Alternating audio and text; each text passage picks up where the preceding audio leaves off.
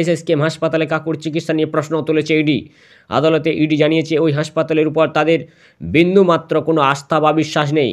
কতটা মারাত্মক পরিস্থিতি দেখুন। নাহলে এসএসকেএম হাসপাতালের একজন সুপার পীযূষ কুমার রায়ের বিরুদ্ধে হাইকোর্টে অভিযোগ করা হচ্ছে ইডির পক্ষ থেকে। ইডির দাবি পীযূষ মেডিকেল রিপোর্টে কারচুপি করেছেন। মেডিকেল রিপোর্টে কারচুপি করছেন সরকারি হাসপাতাল, মমতা বন্দ্যোপাধ্যায়ের সরকারের হাসপাতাল এসএসকেএম হাসপাতালের সুপার, তার বিরুদ্ধে অভিযোগ। ইডির বক্তব্য শুনে এসএসকেএম কর্তৃপক্ষের কাছে কাকুর চিকিৎসা সংক্রান্ত সমস্ত রিপোর্ট আগামী 5ই জানুয়ারির মধ্যে চেয়ে পাঠিয়েছে কলকাতা হাইকোর্ট। বারবারই তদন্তকারী সংস্থা জানিয়ে এসেছে শিক্ষক নিয়োগ দুর্নীতির তদন্তের জন্য কাকুর কণ্ঠস্বর পরীক্ষা জরুরি। একাধিকবার ইডি এসএসকেএম হাসপাতালে কাকুর কণ্ঠস্বরে নমুনা সংগ্রহ করতে যায়, কিন্তু নানা কারণে তা সম্ভব হয়ে ওঠেনি। গত জুলাই মাসে কণ্ঠস্বরে নমুনার পরীক্ষার উপর স্থগিতাদেশ চেয়ে আবেদন করেন সুজয় কৃষ্ণ। কিন্তু প্রশ্ন হচ্ছে, কণ্ঠস্বরের নমুনা পরীক্ষায় এত কিসের আপত্তি, এত কিসের ভয়? কালীঘাটের কাকু এই শিক্ষক নিয়োগ মামলায় তিনি মারাত্মকভাবে জড়িয়ে গেছেন সম্পূর্ণভাবে এক্ষেত্রে, কিন্তু তার কণ্ঠস্বরে কি লুকিয়ে রয়েছে? তার কণ্ঠস্বরে এত ভয় কিসের, যেটা বয়ান হিসেবে ইডি আধিকারিকরা সংগ্রহ করতে পারবেন না? তার জন্য নিজেকে তিনি বাঁচাতে কলকাতা হাইকোর্টে আবেদন করেছেন, কিন্তু বানচাল হয়ে যায়। সুজয় কৃষ্ণ ভদ্রের আবেদন খারিজ করে দেওয়া হয় কলকাতা হাইকোর্টের পক্ষ থেকে। তীর্থঙ্কর ঘোষের একক বেঞ্চ জানিয়ে দেয় কাকুর কণ্ঠস্বরে নমুনা সংগ্রহ করতে পারবে ইডি। এরপরেও এসএসকেএম হাসপাতাল কর্তৃপক্ষ দাবি করেন তিনি নাকি মানসিক চাপের কারণেই গলার স্বরে নমুনা দিতে পারবেন না। এখন সত্যিই কণ্ঠস্বরে নমুনা দেওয়া কঠিন কিনা তা জানতে চিকিৎসকদের মতামত জানতে চায় আদালত। এবার কালীঘাটের কাকুর কণ্ঠস্বরে নমুনা সংগ্রহ নিয়ে কড়া অবস্থান বিচারপতি অমৃতা সিনহার। বুধবার অর্থাৎ 3রা জানুয়ারি হাইকোর্টে তলব এসএসকেএমের চিকিৎসককে, কারণ এসএসকেএমের সুপার পীযূষের বিরুদ্ধে মারাত্মক ঘটতর অভিযোগ করেছেন ইডি আধিকারিকরা। অনেকদিন ধরে ইডি অভিযোগ তুলে আসছে সুজয় কৃষ্ণ ভদ্রের কণ্ঠস্বরে নমুনা সংগ্রহ করা যাচ্ছে না, তাদের সহযোগিতা করছেন না এসএসকেএম কর্তৃপক্ষ। এসএসকেএম হাসপাতালের পক্ষ থেকে জানানো হয় কালীঘাটের কাকু তিনি নাকি মানসিক চাপে রয়েছেন।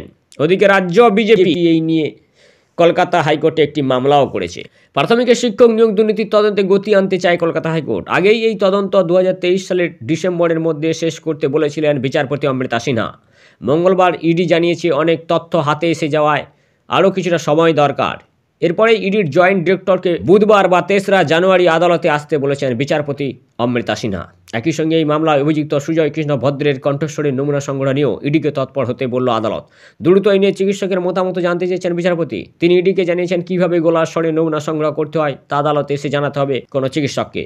বিস্তারিতভাবে বললে জোকা ইএসআই হাসপাতালে এই বিষয়ে বিশেষজ্ঞ দল গড়তে হবে। সেই দলের প্রধানকে বুধবার বেলা 3:30টায় অর্থাৎ 3রা জানুয়ারি ঠিক দুপুর 3:30টায় এসে আদালতে নমুনা সংগ্রহের পদ্ধতি জানাতে হবে। নিয়োগ দুর্নীতি মামলা অভিযুক্ত কালীঘাটের কাকু এখন এসএসকেএম হাসপাতালে চিকিৎসাধীন, যাকে শিক্ষক নিয়োগ মামলায় 2023 সালের মে মাসে গ্রেপ্তার করা হয়েছিল। এই মামলায় অপর আরেকজন ধৃত তাপস মণ্ডল এই সুজয় কৃষ্ণকে কালীঘাটের কাকু আখ্যা দিয়েছেন। অনেক আগেই এসএসকেএম হাসপাতালে কাকুর চিকিৎসা নিয়ে প্রশ্ন তুলেছে ইডি। আদালতে ইডি জানিয়েছে ওই হাসপাতালের উপর তাদের বিন্দুমাত্র কোনো আস্থা বা বিশ্বাস নেই। এরই মধ্যে মঙ্গলবার অর্থাৎ 2রা জানুয়ারি 2024 একটি মামলা করেছে রাজ্য বিজেপি।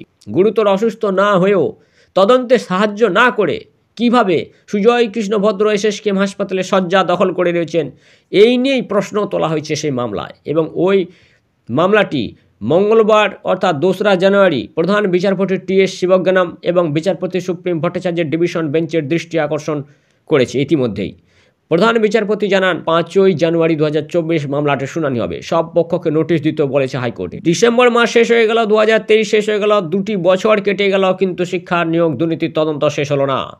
আর মাত্র 1 মাস পর 2024 লোকসভা ভোটের আগে যদি শিক্ষক নিয়োগ দুর্নীতি মামলার যদি আসল মাস্টার মাইন্ড একাধিক হলেও মেন মাথা, আসল মাথা তাকে যদি গ্রেপ্তার না করা হয় বা শিক্ষক নিয়োগ মামলার যদি তদন্তের রায় ঘোষণা না হয়, তাহলে আর অদূর ভবিষ্যতে সেটা কি কখনো সম্ভব? সেটা বাঙালি আশা করে, তো সেটা রাজ্যবাসী, সেটাই বাংলা কি আশা করে যে সত্যিই শিক্ষক নিয়োগ দুর্নীতির তদন্ত আর কোনো দিন শেষ হবে, নাকি শিক্ষক নিয়োগ দুর্নীতির তদন্ত এইভাবেই রহস্যময় ধোঁয়াশা হয়ে প্রশ্ন হয়ে দানা বাঁধবে, আর আসল মাথাটা তারা বুক ফুলিয়ে ঘুরবে, বাংলা তথা ভারতবর্ষ দাপিয়ে বেড়াবে। নমস্কার, নজর রাখবেন পশ্চিমবঙ্গ টিভিতে।